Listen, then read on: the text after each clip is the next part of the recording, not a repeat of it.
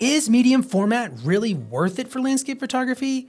Or could full frame honestly still be the better tool for you? I rented the GFX 100S2 and took it on a landscape photography trip, and honestly, the results really surprised me. When I first got into landscape photography, like most people, I started with APS-C.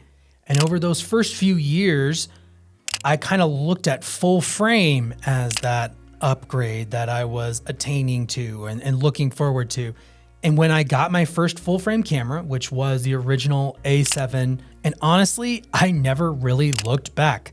The better dynamic range, the better low light, and the eventually higher megapixel sensors really took my files to what I felt was the next level. But over the last couple of years, digital medium format has become more of a presence on YouTube, on Instagram. And people talk about the medium format look more and more. And I admit, I'm started to get kind of curious. Like, is it that upgrade that I experienced from APS-C to full frame? So I decided it was time to rent a GFX 100S2 and take it on a full-blown landscape photography trip to Utah and make it my main camera and take a majority of my images with it. I brought my Z8 with me too, so I could do some comparisons, but I really wanted to immerse myself in this format and see how I felt about it. Right off the bat, let's talk about my impressions of the camera itself. Now, I only used it for about a week, so that's not long enough to really go in depth and give all my impressions of this camera.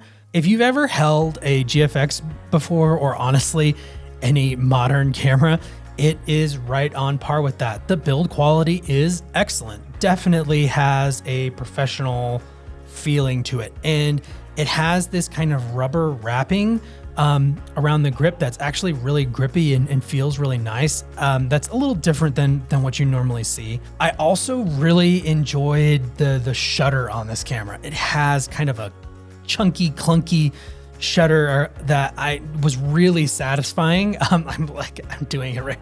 It was really fun to take pictures with. It was like a satisfying experience to be like, compose the image and press the shutter, and it's like the clunk. It was really kind of satisfying.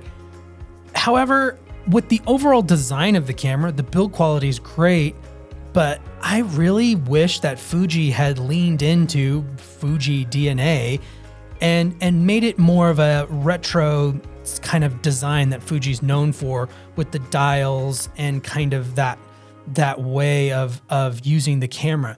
I feel like that really would have merged really well with medium format, because it's a slower process in general. The files are big, the camera is slower, and using the dials to dial in shutter speed and aperture and all of that stuff, that experience to me, I feel like it would have been a seamless thing, but instead it just feels like any other modern camera, like kind of a big Sony, or it's actually similar in size to the Nikon Z8. It feels way bigger because of the lens.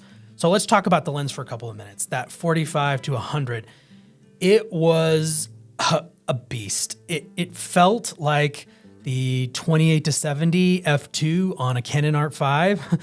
It's just not balanced at all, was humongous. So it made the whole camera feel really big, even though the camera body itself, it's about the same size as the Nikon Z8. So that was interesting to me. The lens, it's very sharp, renders a really good image. The zoom range was interesting. It's kind of like a 35-ish to 80. So, because it's the bigger sensor, it's like the full frame equivalent is kind of 35 to 80-ish.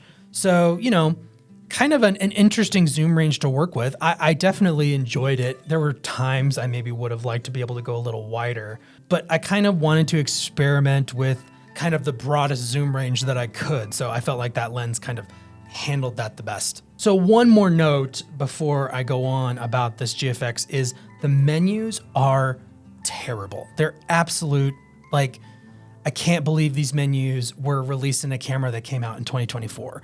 It feels like going back to like 2010, maybe even before that. They're incoherently laid out and changing settings just was a process that was frustratingly longer than it needed to be.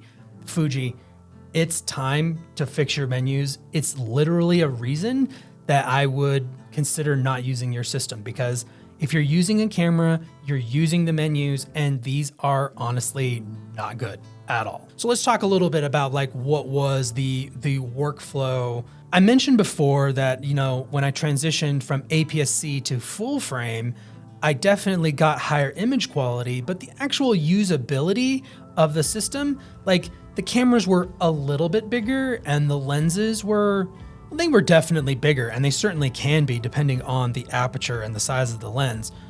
But transitioning from full frame to medium format, honestly, it felt like a bigger transition overall. The lens being huge, the whole process being very much slower, the autofocus feeling different. It's like there definitely were aspects of that slower process that I really appreciated with the medium format. It's like you kind of, it allows you to be more intentional with how you're shooting and how the whole image is composed and all that. So yeah, that slower process, there's definitely some pros to that, but there's also some major cons. Like it, honestly, there were moments this camera felt like it was getting in the way. The whole camera being slower, it turning on slower, the autofocus being a little bit slower, and then just the size and the weight. Like, you know, it just is a bigger, bulkier thing. And there are moments where I honestly was reaching for my Z8 because it was faster and lighter. All right, let's talk about the reason that you're here, the image quality. So you've probably heard people talk about the medium format look. And when they say that, what they're talking about, medium format tends to have more dynamic range, better color. It actually has a higher color bit depth. It's 16-bit versus 14-bit, which, you know, it's a lot more colors, but in the real world, I don't know how much. It's really hard to tell. There were moments on this trip where the files felt different in the best way. The tones in the sky, the texture in the rock, the dimensionality, it was beautiful. There's a real presence to it. The image felt like something more than just a digital photo. But here's the honest truth about that. Those moments were more rare than I would have thought. More often than not, the images were just very, very sharp, very, very large versions of what I was already taking with my high megapixel full frame camera. That elusive magic I was hoping for really only showed up under certain conditions. This is my favorite image from the trip, and I feel like it best exemplifies what you can get from a medium format camera. It has that rich color, that depth, that size and detail. All that potential of a medium format image kind of came together in this moment. But, and there's a but, I still had to take a 3-shot bracket to get this image. So it's not like I just took one shot and it looked like this on the back of the camera. I had to take a 3-shot bracket. And the truth is that how much of what makes this image amazing is the medium format versus the actual moment itself, because I took images before this moment at the same location with the same composition. They don't have that same magic that this image has. So what I'm trying to say is that getting the camera to the right place at the right time is still 95% of getting that amazing image. So the sensor size and the camera that you're using can definitely make a difference on what that final file looks like, but it's honestly less than what you would think. And when I actually compared my Z8 and the GFX side to side, took a very similar image. This is actually the Temple of the Moon in Capitol Reef. If you pixel peep, you can definitely see the resolution difference, but is one image objectively better than the other? It's it's hard to actually say. It's closer than what I was thinking and honestly what I was hoping for. So here's the big takeaway here. Is digital medium format the best image quality you can get on a consumer level? Yes, it is. I am not saying that you're not getting amazing image quality with this camera or with any digital medium format camera. But here's kind of the rub. Full frame gets closer than you might think, and it does so at lighter weight, better cost, and more flexibility than medium format does. Medium format isn't magic. Not without the right lens, not without the right light, and not without the right expectations. So am I gonna switch to Fuji medium format or any medium format system? Not yet. The files are beautiful, no question. But this trip really served to kind of demystify medium format for me.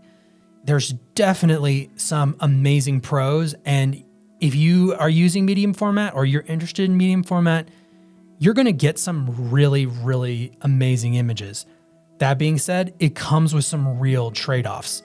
The size, the weight, the slowness, and something else I haven't even mentioned yet is how big the files are. If you don't have a powerful computer, you're gonna have a rough time with these files. They're 100 megapixel, they're huge, and slow down Lightroom definitely in a meaningful way. And honestly, I was just surprised by how the whole experience felt like a step backwards.